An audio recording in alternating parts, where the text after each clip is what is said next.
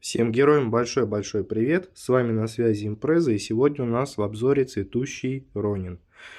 Получилось благодаря вам забрать его в кубиках, и за что всем, кто поспособствовал, выражаю огромнейшую благодарность. Спасибо вам, ребят, большое, без вас этот обзор бы не вышел.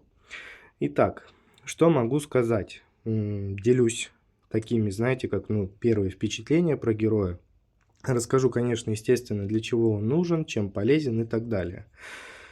И вот первое впечатление для меня показалось таким, что этот герой является тем, за кого в целом приятно просто вот поиграть, побегать там в каких-то режимах и пофармить тоже можно. Ну, не во всех случаях, конечно, но все равно имеет место быть, так как он у нас принадлежит к вот этой вот избранной особенной фракции. И вот по геймплею он мне напомнил как минимум двух героев, с которыми мы уже с вами знакомы. В первую очередь он мне напомнил рыцаря, потому что у него клинок там перед собой, он этим клинком размахивает, вот этой катаной. Вот, и в принципе чем-то он мне его напоминает. И также он мне напомнил БМа. То есть это мастер клинков, самурай, там, кто как его называет, этого бедолагу. Ну, не суть. В общем, он мне напомнил этих двух героев, и в принципе ничего в этом такого особенного, там, сверхъестественного нет, потому что игра уже, по сути, немножко в каких-то моментах начинает повторяться, где-то там совпадения, там напоминания и так далее. Вот, и в принципе играть за него приятно. Это вот самое, наверное, важное, самое главное для любого из игроков, что есть какие-то вот положительные эмоции именно от игры. И если рассматривать его с точки зрения пользы для аккаунта, то в целом приятных моментов здесь много. Обязательно я их вам отмечу. Итак, что у нас здесь? Здесь у нас в принципе все стандартно, там физический урон, защита, ничего такого вот какого-то особенного здесь в этом плане нет. Но здесь, если мы с вами будем рассматривать его по уровням, ну, конкретно нас здесь интересует по большому счету глобальное усиление. То есть, если на 50 уровне там 50 здоровья, да, нам прибавляется, это по большому счету капля в море, на это мы особо внимания не обращаем. Но если мы с вами пойдем дальше, то тут уже будет поинтереснее. На 70 уровне у нас идет прибавка в виде вот этого множителя, который дает нам дополнительный урон по замедленным врагам. И на 120 уровне мы с вами получаем прибавку по урону, который мы с вами будем наносить по элитным врагам и боссам. Вот эти глобалки, они достаточно трудно доставаемые, скажем так, то есть не часто они у нас встречаются, поэтому в целом этот герой является для нас очень и очень полезным. То есть кролик в этом плане нам скажет спасибо за то, что мы вот этого героя открыли, прокачали его, и, соответственно, кролик у нас, так как они являются одноклассниками, да, вот в этой особенной фракции, он нам говорит за это спасибо, чуть-чуть больше урона он будет у нас выдавать именно на битве с боссом. Вот. Но вот эта глобалка на босса, она не распространяется, потому что босс не замедляется и не замораживается как минимум. Вот. Но в любом случае, если мы с вами играем в таком режиме, как там, например, Башня драконов, или проходим арену, или же играем в Кошмаре, да и вообще, в принципе, в любом другом режиме, если мы с вами находимся, то в принципе урон по замедленным врагам для нас с вами будет полезным, потому что в том или ином режиме, ну, за исключением босса, естественно, мы с вами можем замедлить врагов, и, соответственно, больше урона мы с вами по этим замедленным врагам нанесем. Тут, в принципе, все логично и все просто. Вот. Но также Также все вот эти вот герои, которые относятся к этой особенной фракции, они получают еще и вот такой дополнительный бонус в виде повышения нанесения, к шансу нанесения критического урона 5%. То есть тут, в принципе, все как бы достаточно легко и просто. Здесь в этом плане никаких проблем там с пониманием вызвать не должно. Что еще интересно? Что еще интересно? Давайте, пока вот мы с вами разговариваем про глобальное усиление, сразу перескочим в кузницу и посмотрим, что здесь. А здесь у нас снова появляется дополнительный вот этот множитель к урону по замедленным врагам. То есть мы его с вами поднимаем, мы с вами наносим больше урона, и, соответственно, замедлять нам становится все интереснее и интереснее. Так, что еще стоит про него отметить? В принципе, ну, как бы, очевидно, что этот герой, он у нас не фигурирует, особо не выделяется в каких-либо режимах, и он не является таким вот как лидирующим, то есть это герой, который относится к дополняющим героям, и, соответственно, нет смысла его выводить там для себя в какой-то определенный топ, где-то его там восхвалять и так далее.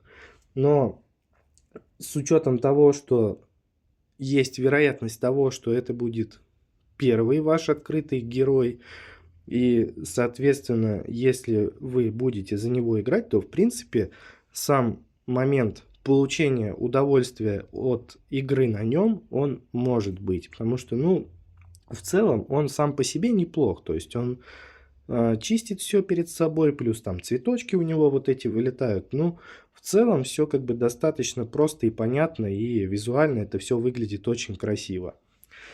Итак, давайте пробежимся по усилениям, которые мы с вами будем получать.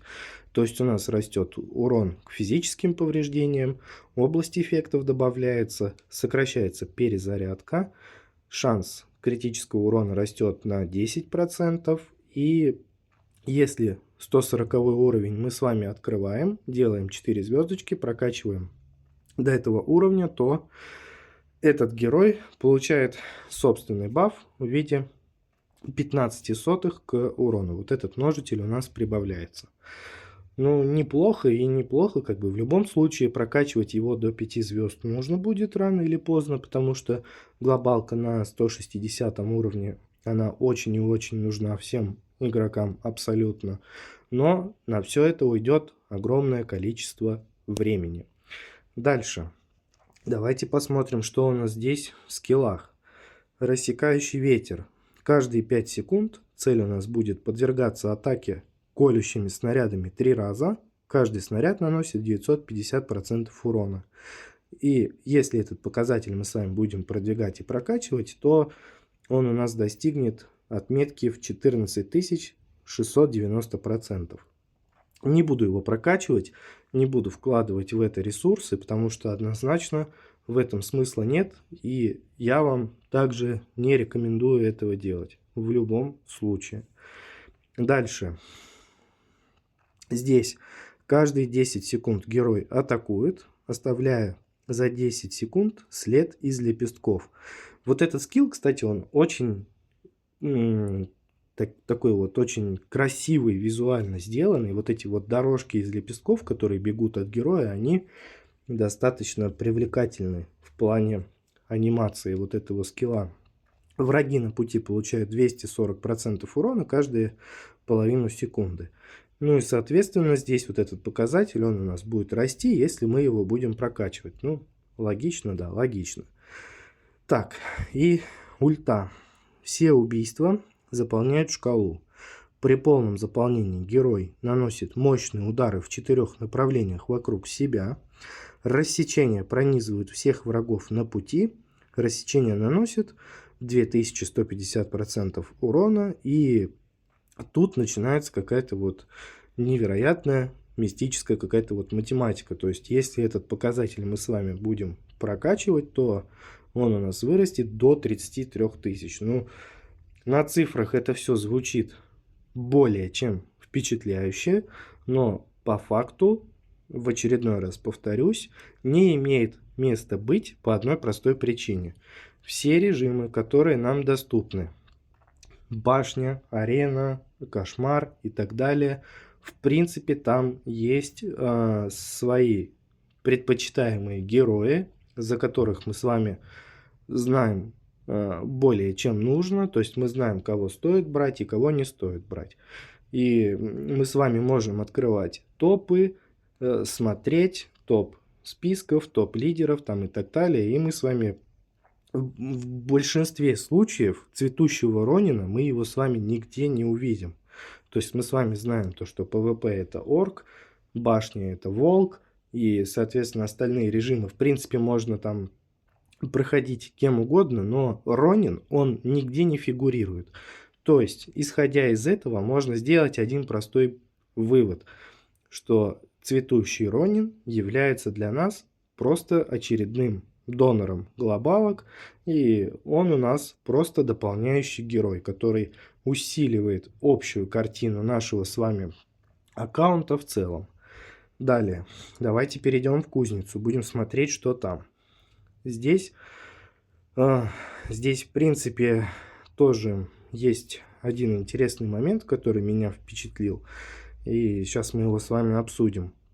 На первом уровне у нас либо прибавка идет к области, либо перезарядка в правой стороне. Ну, перезарядка для меня не актуальна, потому что в большинстве режимов присутствует кап. Кап у меня достигнут, там уже и камни по большому счету не нужны на перезарядку, поэтому я поставил область. Дальше увеличивает уязвимость к урону цели на 2 секунды, либо всего лишь на 1 секунду мы с вами будем замедлять врагов на ничтожные 25%. В игре у нас с вами есть такое оружие, как дротики. Дротики Вева. Давайте сразу глянем, посмотрим. Я уже просто не помню. Но я помню, что дротики Вева у нас замедляют на какой-то там... показатель такой же, 25%. И вот я вам могу сказать, что 25% по факту они у нас и не ощущаются. То есть, если мы с вами будем рассматривать Ронина как героя, который будет нам позволять что-либо контролировать, то это будет не самый лучший вариант. Понятное дело, что из этого мы с вами можем выжимать большее количество нанесенного урона по одной простой причине, что у нас будет работать статус-эффект, и, соответственно, урон по замедленным врагам у нас будет учитываться, и он будет повышенный. Но если рассматривать в плане контроля, то нам по большому счету это ничего абсолютно и не даст. Так, давайте вернемся сейчас сюда. Так, Ронин, где ты, дорогой? Вот ты. И вот здесь. Ну, этот вариант мы уже с вами рассмотрели. Здесь я выбрал именно левую сторону. Глобальное усиление мы с вами уже обсудили. И вот здесь одиночный взмах теперь забрасывает вперед лепестки, рассекающие врагов на расстоянии. Ну, то есть вот что-то вот такое непонятное, что-то такое красивое, интересное. Ну, в любом случае будет возможность его прокачать, обязательно прокачаю, но учитывайте, что это герой, который принадлежит к особенной фракции, поэтому навряд ли когда-то этот момент произойдет. Ну, может быть, не будем исключать такую вероятность такого события. И вот здесь алое цветение. Улучшенные рассечения накладывают на врагов эффект кровотечения, наносящий 7500% урона. И либо двойные порывы после небольшой задержки рассечения распадается на 2 меньших порыва, наносящих 80% урона. Где-то я это уже встречал. Вот опять же, что-то мне это напоминает. То есть вот он такой вот своего рода киборг, собран из всего и понемногу, там и замедляет чуть-чуть, и кровотечение пускает. И пересекается он с другими героями относительно в каких-то вот таких вот малых, незначительных моментах. Мы с вами можем сейчас перейти на кого? Давайте перейдем вот сюда, откроем кузницу и посмотрим. Есть у Сина в 5-й кузнице вот такой момент.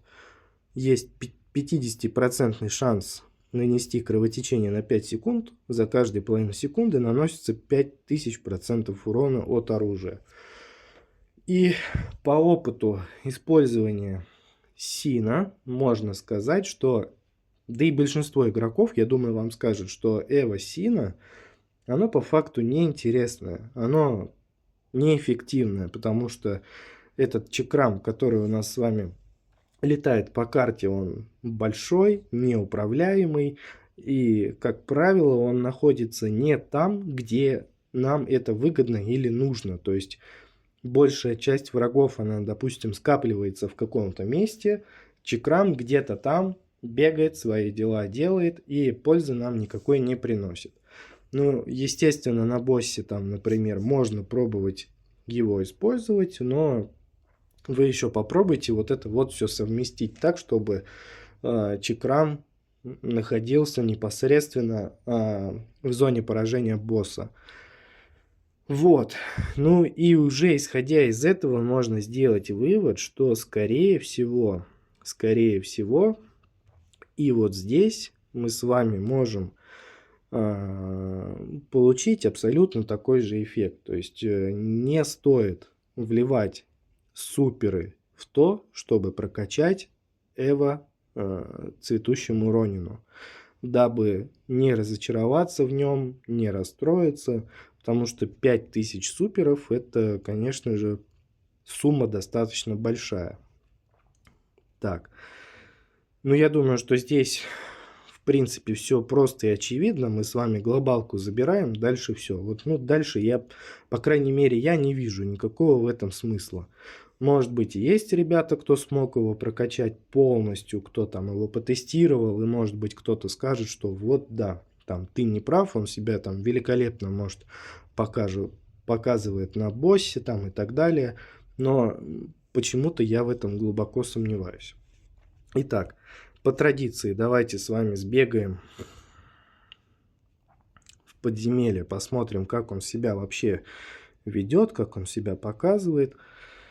Ну и вернусь к своему высказыванию о том, что в целом герой для меня является таким привлекательным в плане вот визуализации, в плане игры за него.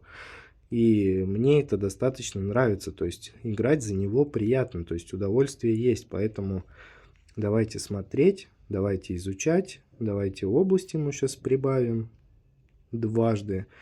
То есть вот он бегает, вот он что-то пытается там перед собой, такой вот прям истинный самурай. Давайте перезарядку еще возьмем, чтобы ему полегче было и чаще он наносил у нас с вами атаку. Но, как мы с вами видим, недостаточно он у нас такой живучий. Так, обновим. Давайте посох возьмем, чтобы у нас какой-никакой контроль присутствовал. И нам сейчас нужно будет постараться в первую очередь прокачать основное оружие героя. То есть вот улавливаете, да, вот эту связь, вот он похож на рыцаря, и очень сильно он его напоминает, и также он напоминает мастера клинков. Когда у мастера клинков запускается ульта, он таким вот своеобразным вертолетом становится, и, соответственно, это мне и напоминает. Так, давайте шарик возьмем. Пусть у нас замедленные будут. Ну вот в целом неплохо. То есть красиво, необычно. Необычно в том плане, то, что вот эти вот листочки, лепесточки у него там вылетают. Вот у нас запускается ульта. В 4 стороны, как и было написано, у нас вот эти волны пошли. И свое дело они сделали. Сейчас вот опять они у нас запустятся. Ну и это достаточно неплохо. Так, и вот этот вот скилл, который у нас второй слева по уязвимости, он у нас снимает броню. Мы с вами видим щиты вот эти вот над мобами. И, в принципе, это как бы, ну, преимущество, это плюс. Это облегчит нам прохождение обычных сложных глав. Не тестировал его в кошмаре, понимаю, что смысла в этом никакого нет. Возможно, можно будет его попробовать, но мне кажется, будет вам очень-очень тяжело, если вы будете играть за Ронина на кошмаре, потому что там 25% замедления это ни о чем. Это будет вам очень и очень тяжело все это дело контролировать, все эти толпы, вот, и будет грустно. Так, 12 секунд у нас остается. Пытаемся. Поначалу у нас еле-еле-еле. И вот сейчас уже... Тут, конечно, от свободной хватки смысла нет. Можно было бы взять что-нибудь другое, потому что здесь мобы достаточно жирноватые. Ну, ничего страшного. Все, вот мы выжили, выстояли и так далее. Так, и здесь что у нас? По урону в секунду мы основным героем практически заняли первое место. По общему наибольшему нанесенному урону мы с вами на лидирующей позиции. То есть вот у нас 6,8, почти 7 биллионов. И здесь у нас с вами 56 миллионов. Ну, в принципе, вот просто для себя, если в какой-то вот там определенный момент вы захотите просто вот поиграть, вот не то чтобы пофармить, там, включить автобой, оставить и уйти, а именно побегать, там, поиграть, вот, в принципе, этот герой является неплохим. Ну и мы с вами знаем, что ненужных героев их не бывает. Мы забираем все, что только можно забрать, прокачиваем, и тем самым мы усиливаем наш с вами аккаунт. Вот такой вот обзор получился. Всем огромное спасибо, кто посмотрел. Всем пока-пока.